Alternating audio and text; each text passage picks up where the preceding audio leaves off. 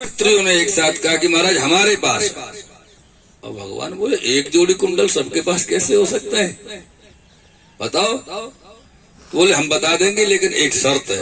बोले क्या शर्त है? बोले आपको हम सबसे विवाह करना होगा तो बताएं कुंडल किसके पास है। भगवान बोले कर लेंगे, पर हमारी भी एक शर्त है। हम अभी स्वर्ग जा रहे हैं, लौट के आएंगे, तुम सबको ले चलेंगे, द्वारका विवाह करेंगे तुमसे। स्त्रियों ने कहा ठीक है, जैसी आपकी आज्ञा। कुंडल लिए उतार के दे दिए। भगवान स्वर्ग पर हारे, स्वर्ग में जाकर के इंद्र को उसकी माँ के कुंडल सौंपे तो इंद्र बड़े प्रसन्न हुए कि मेरी माँ के कुंडल वापस आ गए, इसका मतलब भौमासुर का वध हो गया। भगवान कुछ समय वहां विराजने के बाद में जब भगवान ने कहा कि इंद्र अब हमको द्वारका चलना चाहिए, काफी समय हो गया स्वर्ग में रहते रहते, हम विदाई लेते हैं। तो इंद्र ने कहा महाराज बिल्कुल आप पधारिए, मैं आपको ज्यादा रोकूंगा नहीं क्योंकि आपका वहां का भी कार्यभार है, वो भी देखना होगा। लेकिन मेरे विनती है कि आप कुछ स्वर्ग से स्वीकार कर लेते, कुछ लेके जाते। तो बोले हाँ वही लेने तो आए थे। क्या? बोले कल्प वृक्ष। इंद्र ने कहा महाराज कुछ भी मांग लो लेकिन कल्प वृक्ष तो नहीं दे सकता, क्योंकि कल्प वृक्ष तो स्वर्ग की शोभा है और स्वर्ग की शोभा को मैं आपको कैसे दे सकता हूँ। बोले इंद्र समझ लो राजे राजे दे दो तो अच्छा, नहीं तो फिर हम युद्ध करेंगे और जबरदस्ती ले जाएंगे, युद्ध जीत के ले जाएंगे। बोले जो होगा देखा जाएगा, आप युद्ध कर लो। आप जानते नहीं मैं देवराज इंद्र हूँ, कितने देवता मेरे सब नीचे हैं, व्यवस्था जिसको कहूंगा वो तुमसे युद्ध करेगा आपसे। सब देवता बुला लिए इंद्र ने, सूर्य चंद्र मंगल बुध गुरु शुक्र शनि राहु केतु सबरे आ गए।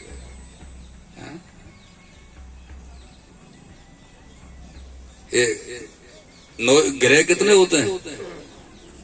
9 है, और 9 ही तो अभी बताइए ना आपको किन के, सूर्य चंद्र मंगल बुध गुरु शुक्र शनि राहु और केतु हो गए 9 देव। आहा, एक से एक बलवान। बाकी देवों की सेना तो पीछे, ये तो सेनापति थे सारे के सारे।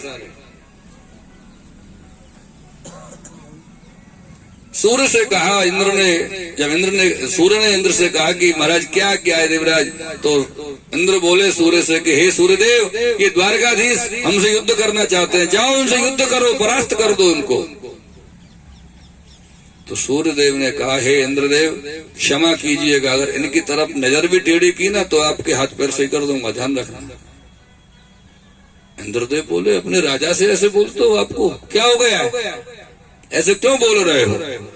तो बोले आपको ज्ञात होना चाहिए कि द्वारकाधीश मेरे दामाद है। क्या आप एक ससुर के हाथ से दामाद को परास्त कराना चाहते हैं?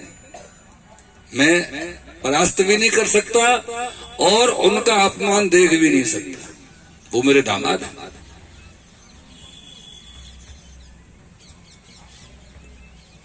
सूर्यदेव को बेचारे अलग हो गए। अब चंद्रमा को बुलाया, चंद्रदेव आप युद्ध कीजिए द्वारकाधीश से। तो चंद्रदेव कहते हैं सावधान इंद्र, अगर नजर भी उठाए तो आंखें निकाल लूंगा। द्वारकाधीश की तरफ नजर उठा के देख ली तो बोले तुमको क्या हुआ है? तो बोले मेरा वंशज है,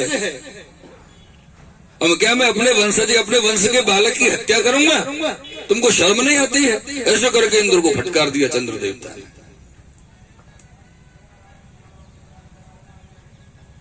चलो भैया चंद्र भी चले गए। अब आए मंगल, आप तो लड़ोगे द्वारकाधीश से।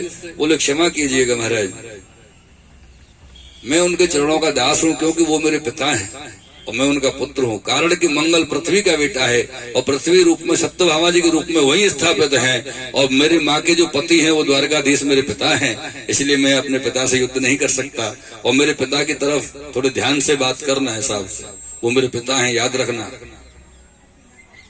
मंगल भी गए। अब आए बुध ने कहा कि देखो ऐसा है इंद्रदेव, जो चंद्र के हैं वही मेरे हैं क्योंकि मैं चंद्रमा का पुत्र हूं। बुध के वंश में भगवान का जन्म हुआ है, चंद्रवंश में। गुरुदेव बृहस्पति जी को बुलाया कि आप तो गुरुदेव मेरी तरफ रहोगे? बोले इंद्र मैं तरफ तो किसी की भी नहीं हूं, लेकिन फिर भी तुझे समझा रहा हूं, भला चाहता है तो हाथ जोड़ के क्षमा मांग ले, इसी में तेरी भलाई है। मैं युद्ध तो करूंगा ही नहीं, लेकिन तुझे तेरे भले के लिए समझाया जा रहा हूं। बोले तू जानता नहीं साक्षात पूर्ण ब्रह्म पुरुषोत्तम श्री कृष्ण है द्वारकाधीश। ऐसे समझा के गुरुदेव तो निकल गए, चले गए वहां से। अब आए शुक्र महाराज, शुक्राचार्य जी। बोले शुक्राचार्य आपका क्या ख्याल है? बेचारा ढीले हो गए, इंद्र की वाणी बदल गई, आक्रमण करने की बात भूल गए। अब तो बोले आपका क्या विचार है, लड़ने का है कि नहीं है? तो शुक्राचार्य ने कहा, हे इंद्रदेव सावधान, बच के रहना इससे। ये छोटा सा भी बन जाता, बड़ा सा भी बन जाता, भरोसा नहीं। इसी चक्कर में मेरी एक आंख चली गई थी, और भैया तेरे चक्कर में दूसरी आंख नहीं देना चाहता, इसलिए मैं द्वारकाधीश से युद्ध नहीं करूंगा। अब राहु केतु का नंबर आया, वो शनि देव का नंबर है। शनि आए अभी तो शुक्र के बाद में। बोले शनि आप तो लड़ोगे द्वारकाधीश से। शनि बोले खबरदार। बोले तुमको क्या हुआ? बोले मेरे जीजाजी है। शनि बोले इंद्र से मेरे जीजाजी है, क्योंकि कालिंदी बहन लगती है शनि की। क्या रिश्तेदारी निकल के आई है? राहु केतु को बुलाया, बोले भैया आप कुछ करने के विचार में हो कि आप भी ऐसे? बोले महाराज हम कहीं भी लड़ा दो हम तैयार हैं, इससे नहीं लड़ सकते। बोले क्यों? बोले स्त्री भी बन जाता है। इसने स्त्री बन के हमको 1 से 2 किया था मोहिनी अवतार में, समुद्र मंथन के समय पे। इससे नहीं लड़ सकते। तो इससे ये जो प्रसंग आपको श्रवण कराया गया श्री महाप्रभु जी की कृपा से, श्री गोसाई जी की कृपा से, श्री सुखदेव जी की कृपा से, तो इस प्रसंग से आपने क्या समझा, क्या जाना? कोई बात समझ में आई? नहीं आई? कि जो जीव मात्र की बात है, जो जीव कृष्ण का संबंधी है, अर्थात जिसका कृष्ण रूपी ब्रह्म से संबंध हुआ है, ब्रह्म संबंध।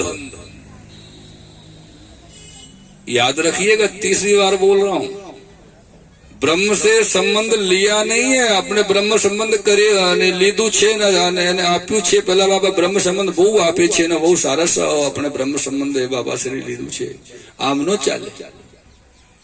जे लोगो ब्रह्म संबंध लेता होए, जे लोगो ब्रह्म संबंध देता होए, ए ब्रह्म संबंध कोई दाड़े लागू पड़ता नहीं। ब्रह्म संबंध लेवानी न देवानी વાત નથી, વસ્તુ નથી।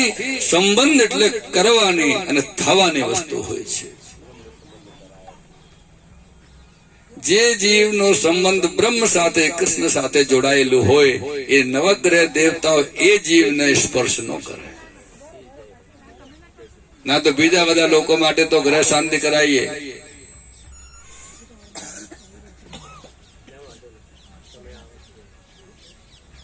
आकृष्णेन रजसा वर्तमानो निमेषयन् मृडयन्त धड़ सन्नो देवी रविष्टयापो भवन्तु पीतये संयोरविश्रवन्तु नः।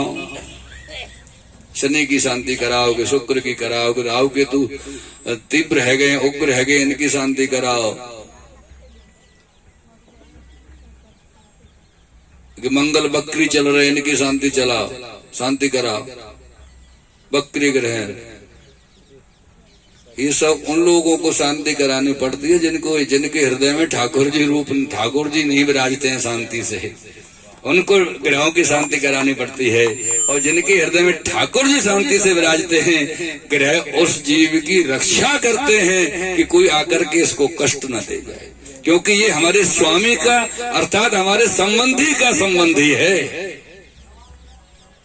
आप अगर आज एक बड़े अधिकारी हैं और आपके साले के जीजा का, साले के फूफा का, मामा का लड़का भी आपके पास दूर से आ जाए, साहब हमारे वो ऐसे लगते हैं, आप हमारे संबंधी, तो आप उसकी तुरंत व्यवस्था कर देंगे, क्योंकि वो आपके संबंधी का संबंधी है। और यहाँ तो हम उनके संबंधी के सीधे संबंधी हैं, तो वो हमारी व्यवस्था कैसे करेंगे? सब व्यवस्था संभालेंगे।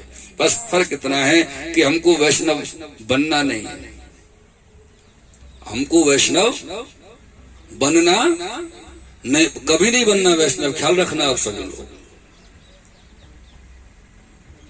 वैष्णव होना है।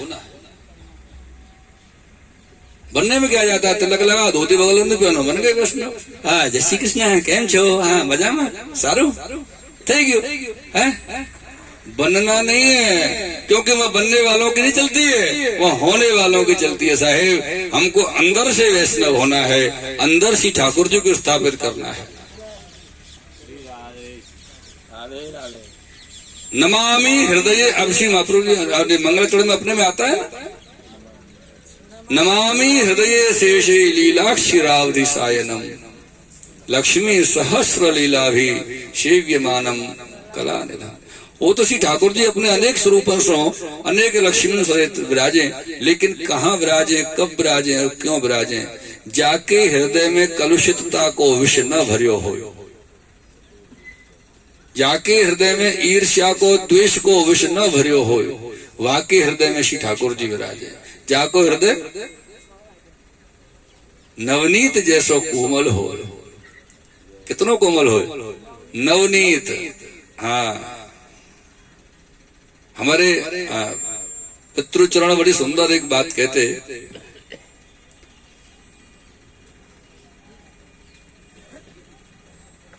अपने प्रभु को मैं जान लियो जैसे लाल अमोलक लाखन में, अपने प्रभु को मैं जान लियो जैसे लाल अमोलक लाखन में, प्रभु अंग में नरमी है जिति